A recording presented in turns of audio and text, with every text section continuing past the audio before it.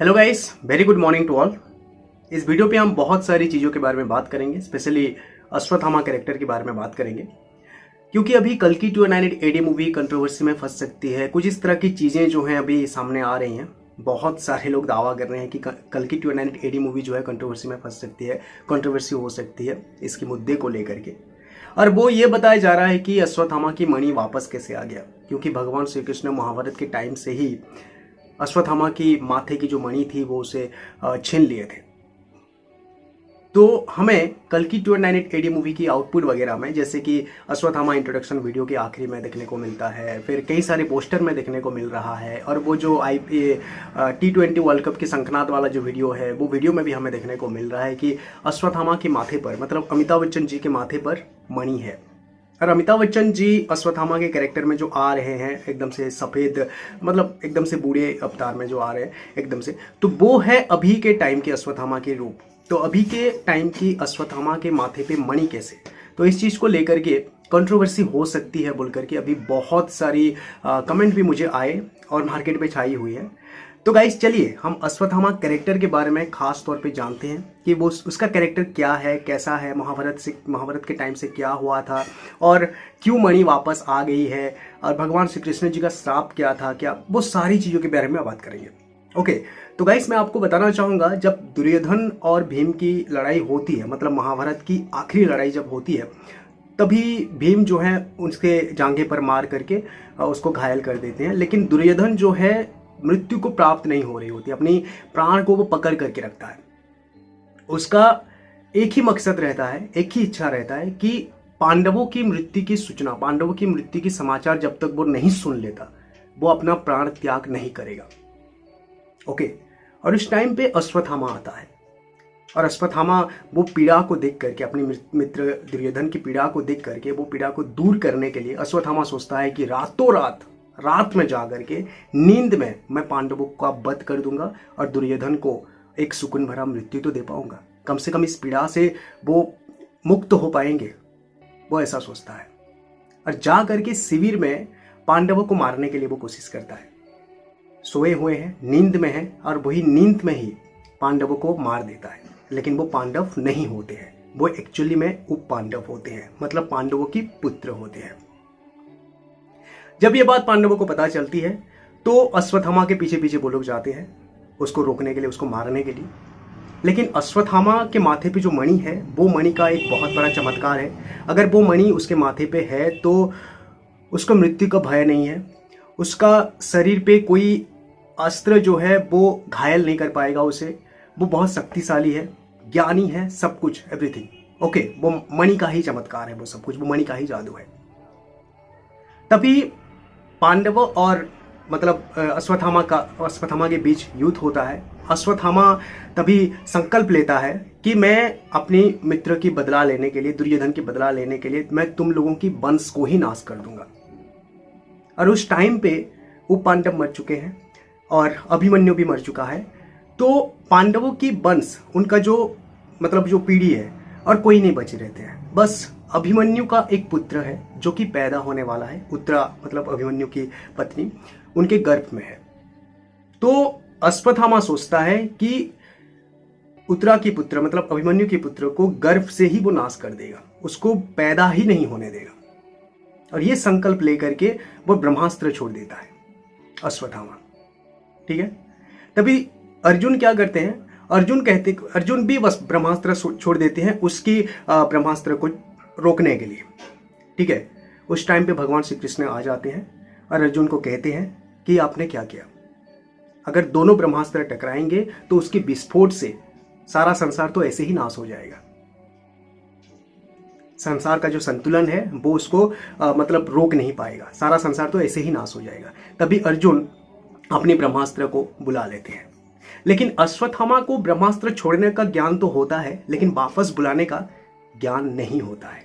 और वो चाहता भी नहीं है, उसका संकल्प ही रहता है, उसका मकसद ही रहता है कि पांडवों की वंश को वो नाश कर देगा। तभी भगवान श्री कृष्ण गुस्से में आ जाते हैं और अश्वत्थामा की मणि को छीन लेते हैं और उसे श्राप देते हैं। तुझे मृत्यु का भय नहीं है ना, तो मैं तेरा मृत्यु ही छीन लेता हूं, तू कभी मरेगा नहीं, तू अमर रहेगा और तू अमर रहना ही तेरा श्राप है। तेरा शरीर हमेशा गलता रहेगा, शरीर के हर एक अंग पे घाव रहेगा, वो घाव कभी सूखेगा नहीं, लोग तेरे पास जाएंगे नहीं, तू ज्ञानहीन हो जाएगा, तू ज्ञानहीन हो जाएगा, हमेशा अंधेरे में रहेगा, ना तू जी पाएगा ना मर पाएगा।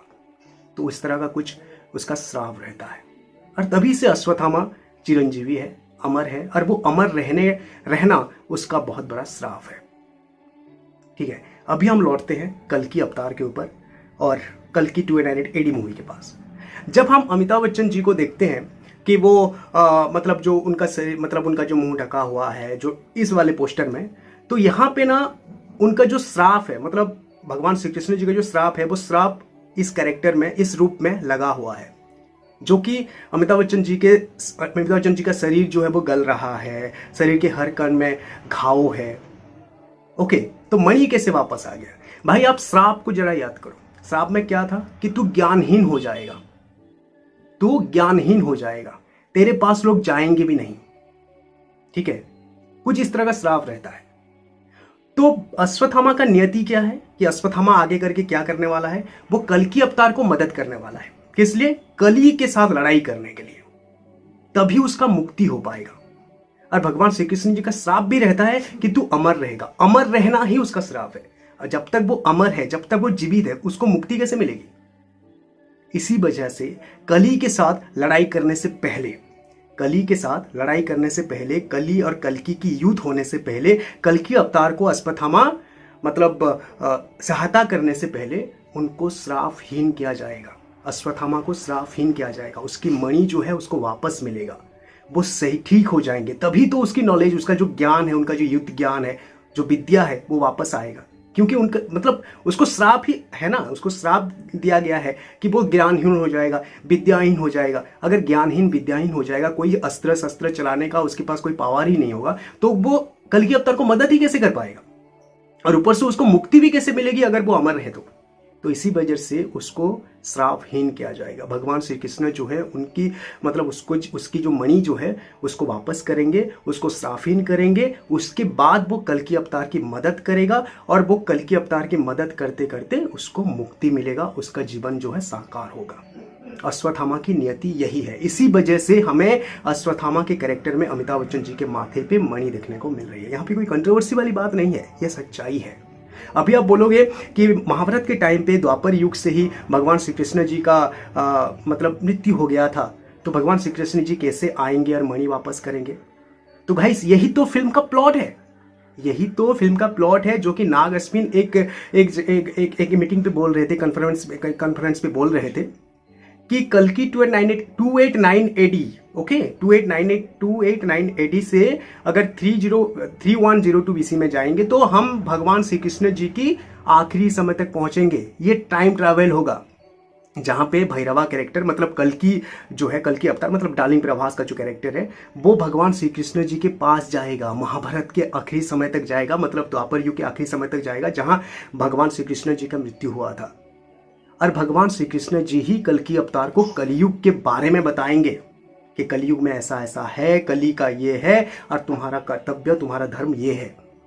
कलयुग के बारे में ज्ञान जो है भगवान श्री कृष्ण ही देने वाले हैं कल्कि अवतार को। तो उसी टाइम पे वो शायद मणि को वापस कर सकते हैं, अश्वत्थामा के बारे में बता सकते हैं, अश्वत्थामा की सहायता के बारे में बता सकते हैं। और यही प्लॉट है, यही प्लॉट है कि 6000 साल पीछे जाना है। और 6000 साल पीछे जब हम जाते हैं, मतलब ये फिल्म के हिसाब से, तो भगवान श्री कृष्ण जी के आखिरी समय तक पहुंचते हैं। ये तो प्लॉट है ना। तो मणि उस टाइम पे वापस होगा, और मणि जब तक वापस नहीं होती अश्वत्थामा को, तो वो श्रापहीन नहीं होगा। और श्रापहीन नहीं होगा तो उसका ना तो विद्या है, ना ज्ञान है, और ना ही वो मुक्ति पा पाएगा। तो यहाँ पे कोई कंट्रोवर्सी वाली बात नहीं है।